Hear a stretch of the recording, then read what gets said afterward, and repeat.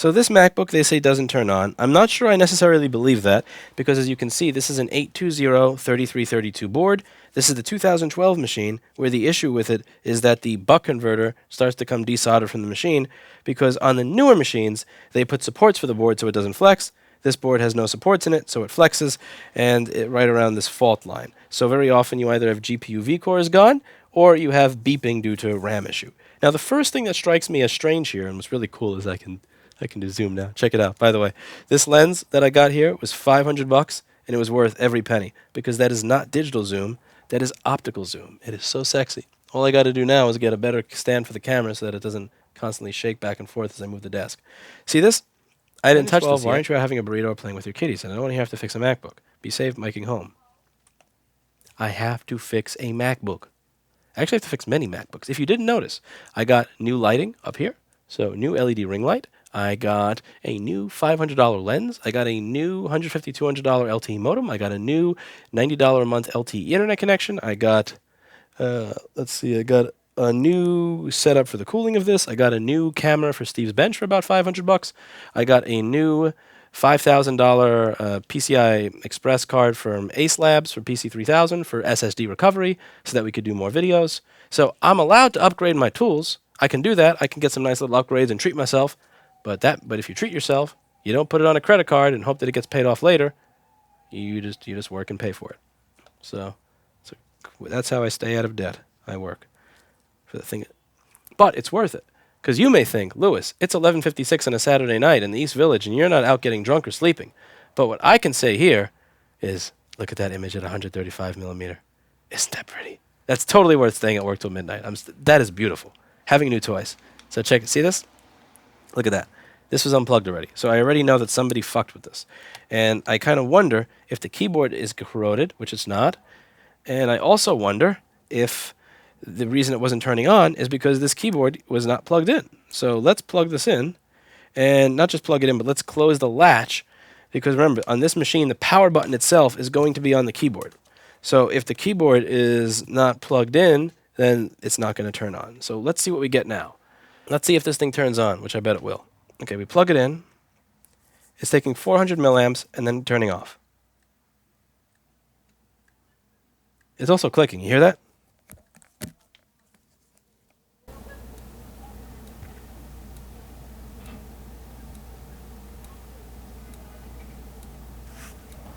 It's probably a clicking hard drive. This is interesting. So this is not going to be my U8900 problem, because the U8900 problem would simply keep it from turning on with an image on the screen, but it would turn on. And also we have clicking. I'm very curious about this clicking, especially since the computer does not have a hard drive. That would be really interesting if Apple managed to make this thing. Oh, a new mic capsule. Yep, I forgot about that too. This is my good luck charm right here, so we're just going to keep this in the shot. I don't know if you could hear my fan just rev up, but as soon as I said Enermax garbage, the fan on the Enermax garbage just revved up.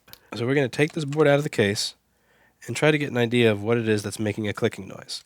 So I've taken the hard drive out of the case, so it may be the hard drive that's making a clicking noise, but we're not going to know since I've taken it out of the case. So remember, hard drives can click when they go bad. Do you think this hard drive has gone bad, little fellow? Hey, be nice to it. It didn't choose to be in a MacBook.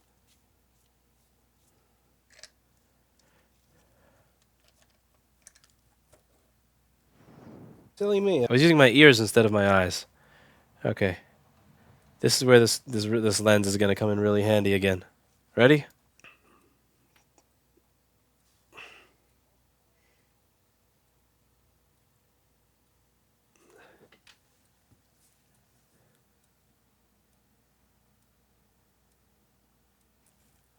What did you do, dum-dum? Just when I said it's fun to show people how to do stuff in videos. You know why this board has this mess on it? Right over here? Because somebody watched a video of mine. What did you do? My God, you're supposed to reflow it with solder, not yogurt. What is this? What is this? What did you do? Do not use yogurt as solder. Is this fixable or is this just beyond? Suppose there's one way to find out here. So I'm going to, okay, so we have a couple of bridges. Let's go over the bridges. and maybe I'll sell one of them to you. Speaking of things that I should sell to you that are similarly useful as a bridge. Kevin, can you tell everybody what it is we have over here? Our employee-only section door. Can you not hold it upside down, by any chance? This is the door that we had from 2012. Why are we getting rid of it? It's in the way. It is in the way. This place is small.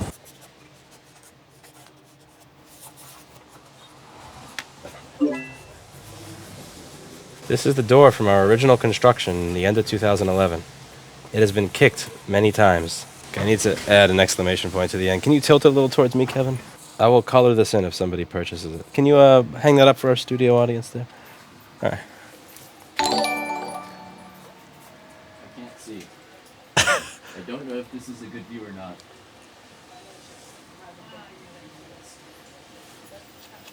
Bidding starts at $20. Let the bidding begin. We're gonna pay for that that $5,000 SSD recovery card somehow. All right. Let's get Kevin's modeling. Kevin, smile. I don't know how. Help me. Help me. I'm going to open up a schematic and a board view for the 8203332, and we're going to go from there. So the first thing that we've got that's messed up over here is this. So this over here is tied together. So what is that? PP3v3 GPU, graphics, DM sleep. So let's see, R8974. Now, great. Well, that's tied to ground. What else do we have here? So we have bridging on the third and the fourth and the fifth pin here, and the second and the third pin from the top over there. So what are those for? Graphics IMVP boot, graphics I'm on. Okay, so here we have a board that I am going to use to scrape everything, to take all these things off. Lewis, did you ever get your pfSense VPN set up? No, because, well, funny you ask. So the day that I was going to go through the emails to find somebody to do the VPN, because I got a bunch of emails from a bunch of really nice people, is the day that the Time Warner went down again. My PBX died, and I spent 14 hours up until 5 in the morning chasing a lowercase r that was supposed to be capitalized that was keeping me from getting service. And after that, I just, yeah. I rage quit. I promise I'm going to get back to that. I do want to do that, and I appreciate all the people who emailed me. There we go. We have a Streamlabs one from a few days ago. Lewis, have you considered starting a political channel or becoming more involved? No. Nah. No. A big meh. I'm going to try to come up with an intelligent answer to why I say meh. I don't want to wind up saying something stupid, so I'm going to try and think before I say why I would never want to do that. Okay, so I think a lot of the fun in having this channel and in having the forum or finding people who take this stuff, this information, and they do something with it, part of the fun is that you're kind of adding something to the world, right? So if there is if something that's in a garbage somewhere, and you take that device from a garbage or a recycling center, that's something that was just completely written off by the world, you're not going to get more than 5 to 10% back of it in raw materials at best, and you teach somebody how to take that thing and then turn it into something that has a value of $100 to $2,000, you've added some value to the world, right? So I took something that was dead, and there's also the educational value. So if I sit here and I teach you how to do something, I'm not necessarily there's no compromise. The only compromise is my time. It's not somebody else's money. It's not somebody else's opportunity or whatever. It's really just my time that I spend. So let's say now a lot of the political arguments, a lot of them boil down to how it is you're going to organize existing resources. Should a corporation keep more of their money, or should they have to pay more in tax? If they pay more in tax, what does that tax go to? Should you be allowed to pollute here or not pollute? A lot of the things is essentially, a lot of it is discussion of how to organize existing resources. So let's say that you put in the fight, you put in the effort, and you actually get things to work according to your specific ideological worldview. Let's say you win, and you convince everybody that you're right and they're wrong with logic and reason and facts. At the end of the day, even if you actually did that at the great cost to yourself of everybody hating you, you've really only said, okay, this is how we're going to organize the existing resources. But that's just not as much fun to me as actually adding something. So if somebody watches my streams and finds, 10,000 of these machines that need U8900 fixed, that's resources that have been added back to the world. We're not talking about how to organize something that already exists. And that's far more fun to me. And I also kind of enjoy teaching people how to think for themselves rather than teaching people how to see the world according to my worldview. And every now and then I like ranting about something that bothers me. But the way that a lot of the political channels come off to me is they are trying to make you believe their worldview. So I don't think they're trying to get you to think. They're trying to get you to think like them or to see the world through their ideological lens. I would rather show you, here is how to think analytically. Here is how to solve a problem. You can use this rubric that I use for solving problems to solve many different types of problems, and that you don't have to solve them with my ideological bent. The other thing is, when it comes to most of those debates, or the things that I see online, it's really easy to make things look different than they are. When you have, how do I put this? Yeah, I'm just going to get rid of all this stuff over here. Start fresh. So let's take an argument that I am sensitive to. So, I don't pay close to minimum wage. I usually avoid it and so people are very often surprised when I'm not in support of a higher minimum wage or even much of a minimum wage. So, I used to have a job where I made less than minimum wage, but I really got to skyrocket forward a lot faster because at 17 and 18 years old, I was in the room with, the Ricky Begans, the Phillips Combs, the Sam Fields, the Roy Hendricksons of the world, who were top of their craft at what it is they did, and I got to learn a lot. And I want other people to have that opportunity. But I digress. That's not the point. So let's say you're having the minimum wage argument. I would be open to the argument that a higher minimum wage is not going to be good, even though I would like to pay people that work for me more than minimum wage, because I want that ability to get opportunity open to people who started where I did. Now, I remember hearing this one argument, and this is a few years ago. I don't have the exact figure in my head. It was something like the only people affected by minimum, it's 2 to 4% of the population that is affected by minimum wage for longer than 1 year. So the idea is minimum wage does not affect more than 2 to 4% of the population for more than a year at a time. And the narrative being put forth there by the anti-minimum wage hike people who are saying it's bad for the economy, blah, blah, blah, is that, it's not really that big a problem. It only affects 2 to 4% of the people for more than a year. Most people get a better job afterwards. It's not a big... Again, I'm not looking it up right now, but let's just say for the fuck of it that is actually a 110% true fact. I don't care. Now, somebody may say, well, why don't you care about facts? Why is a fact not important to you? Are you into alternative facts? Do you not care about facts? Well, no, because facts can be used to tell the story that you want to be told. So, for example, let's say that is true. Let's say that minimum wage does not affect people for more than 1 year. It doesn't affect more than 2 to 4% of the population for more than a year at a time, meaning that most people are getting new jobs. So the idea being put forth there is that minimum wage doesn't matter. Well, I remember working at a Model Sporting Goods, minimum wage, absolutely god-awful, one of those miserable jobs you get when you're a teenager, and I made $6 an hour, which was minimum wage back in 2005 in New York City. Now, minimum wage being $6 an hour, it sucks. Now, they had a union, and this is one of the things that made me I think it was my first hint of becoming anti-union, was that you would get a raise of 17.5 cents after working there for about 2 or 3 months because you would enter the union. The problem is that the union dues were so high that in order for the union dues to counteract the 17.5 cent raise that you got, you had to work like 70 or 80 hours a week. It was something ridiculous. But my point is, technically, at that point, I would not be considered to be an individual making minimum wage, because minimum wage is $6 an hour, and I'm making $6.175 an hour. Now, is my life going to be considerably different because I make an additional 17 cents now than I did before?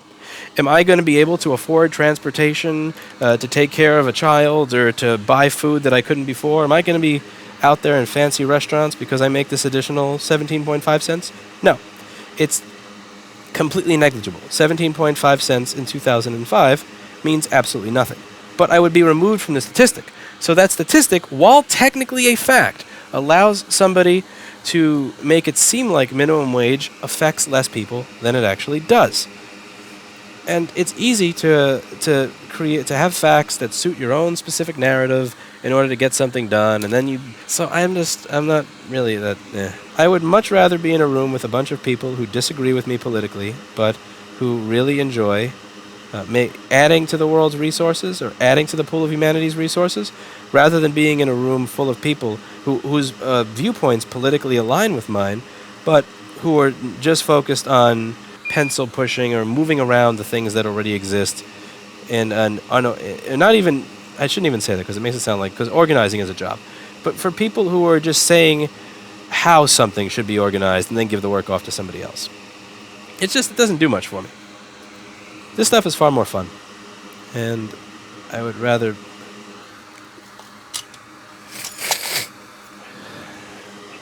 Yeah, I'd definitely rather share space and everything with people who want to see the world become better, who want to see it go up, regardless of whether it's via their political viewpoint or somebody else's.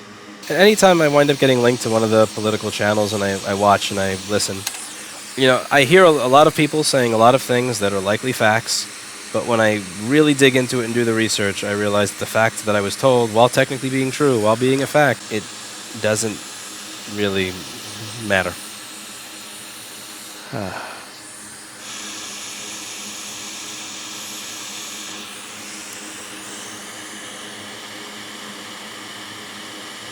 Because the way I see it is, there are certain times where if you go too far in one direction politically, you are legitimately going to wind up making bad decisions or messing things up beyond repair. But if you really want things to get better, then you're going to focus on making as many people as possible able to add to the world's resources rather than simply moving around what's already there. Get as many people as you can, and even in this, this doesn't matter. This is MacBook repair. I mean, I'm not fooling myself into thinking that this is something that is a big concern for society. But the thing is, I'm a small fish, small nobody in the world, and this is my little corner of it. So what I do is, in my little corner of the world, how can I add as much as possible? How can I make sure there's as much resources in the world as possible added to my little corner? How can I make the soldering tweezers the least bent as possible? That's not happening in my corner. And I think if everybody does that, if everybody focuses on how can I add rather than how can I change, that things will get better. And the other thing about the political people is that it's really easy to make arguments about how to organize things. It's hard to actually make something or do something. It would be really easy for somebody to make the argument that public education is better than private education. Or it would be really easy for somebody to present the argument that charter schools are better than public schools. There's enough information out there to support either argument. And even if you do wind up finishing the argument, that's easy to do. The hard thing to do would be to actually create educational resources yourself in order to educate people who are currently not being educated because the educational resource for this specific piece of information doesn't exist. I'm probably just repeating myself at this point. So there's 2 resistors up there that I got to grab. If everybody were involved in doing and not, cheering on MSNBC and Fox or their favorite YouTube political person, if everybody were actually adding to the pot, then maybe we would have less things to fight over. You know what I'm saying? Because maybe if there's more resources available all around, we're not going to be having these huge fights about how to distribute or how to deal with the resources that currently exist. And when I'm 95 years old and I'm looking back on my life and thinking about what it is I'm proud of and what it is I regret, I would much rather have known that I spent my time making things work again, or teaching other people how to do that, or showing people that turning on an analytical mindset doesn't require that you be a genius that got good grades, but just if you have a little bit of zest for being a detective. That's much more rewarding to me than knowing that I helped get Larry Sharpe elected. Not that I don't like Larry Sharpe, but I think Larry Sharpe was a good candidate. I like Larry Sharpe, but or that could just all be a cop-out because I live in New York City and expressing my political views would get a boulder tossed through my window. Is it me or is audio sync off? Dude, it's a board. The board doesn't talk. Hi, I'm Lewis. My audio doesn't sync right. Like, what the fuck are you talking about? You're staring at a board.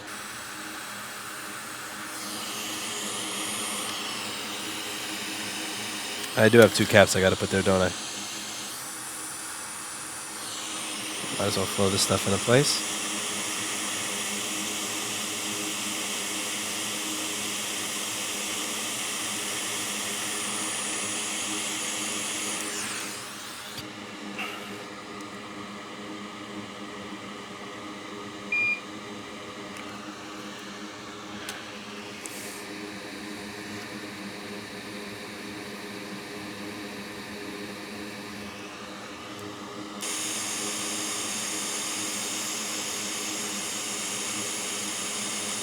My grandpa was kind of like this too.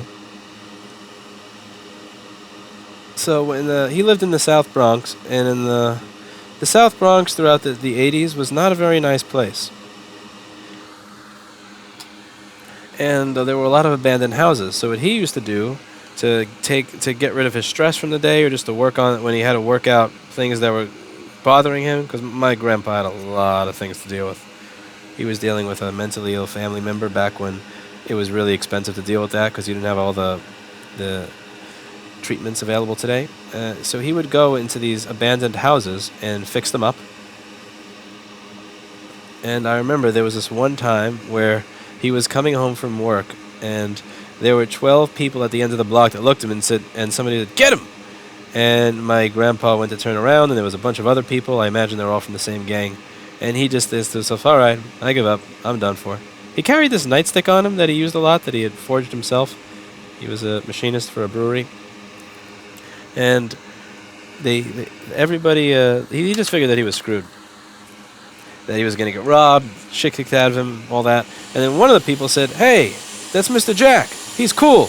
You'd stop that." From one of the gangs. And then everybody shook his hand and they said, "Well, why is he cool?" And in the house that they were drinking beer in, while they were supposed to be in school, was actually a house that he had fixed up, or an apartment building or something that he had fixed up. So he just liked going into these old abandoned buildings, and he didn't argue one way or the other. He wasn't and he would also wind up talking to the kids who were in these spaces, who were doing that. He's not saying you shouldn't drink, go back to school, blah blah blah, but he would just have conversations with them, and as time would go on, they would say, maybe selling crack is not the best way to spend my time. Maybe drinking in the middle of the day is not the best way to spend my time. It's that same concept of instead of advocating for how spending my life trying to tell other people what to do, I'm just going to add to the resources that already exist.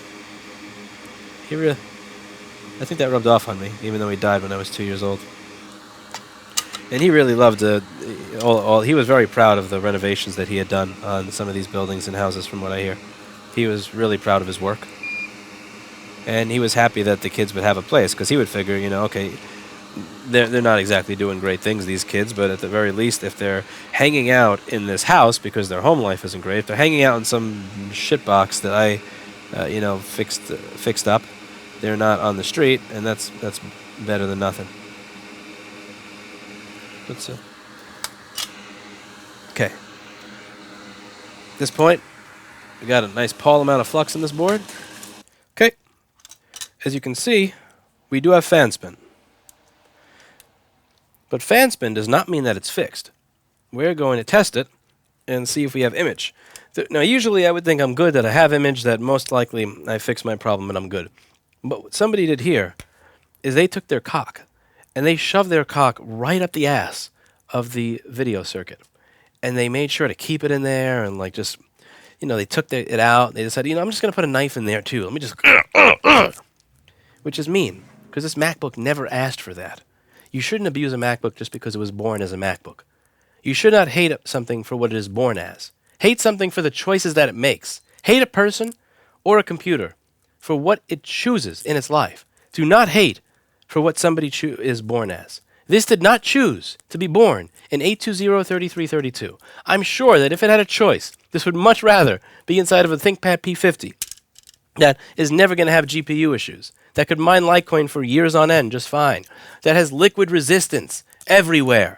But it's not. It's a MacBook. And I know I'm not asking for, it's not asking for a ThinkPad roll cage, but like, can you make it so that the board doesn't flex inside the case? It's not, it didn't ask to be born this way. There's no reason to ass rape the board just because it was born a MacBook. That's fucking cruel. And shame on you for doing that. Now, I'm going to drink a little bit more of my kombucha, and then we're going to see how this thing works. And notice the clicking went away. I'm kind of curious what was actually making the clicking noise. If there are any engineers that are actually watching this far that haven't just tossed it out from...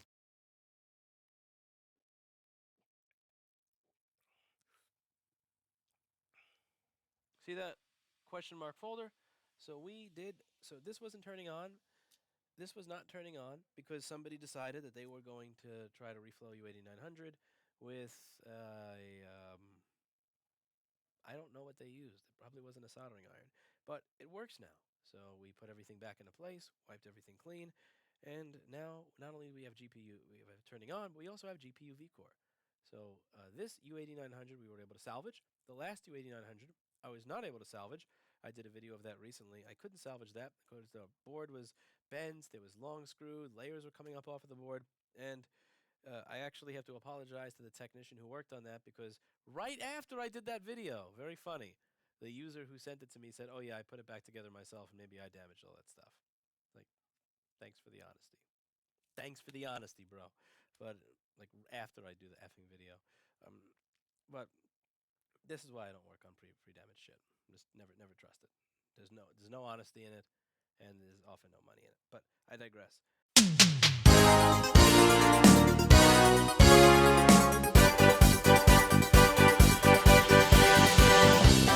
Do you have a MacBook that needs to be fixed? Come by our store, which is open to the public at 186 First Avenue in Manhattan. Are you located outside of New York? No problem. We have a live chat where you can speak with us about the repair that you need, a phone number where a representative will pick up during our open hours where you can contact us about repairs. Send us a machine from anywhere in the world by going to our website and clicking on the mailbox, or simply heading over to sendyourmacbook.com. That's sendyourmacbook.com, where you'll be redirected to our mail-in instructions page that includes the form and the directions on how to send us a MacBook for repair. Don't delay, click our affiliate link down below.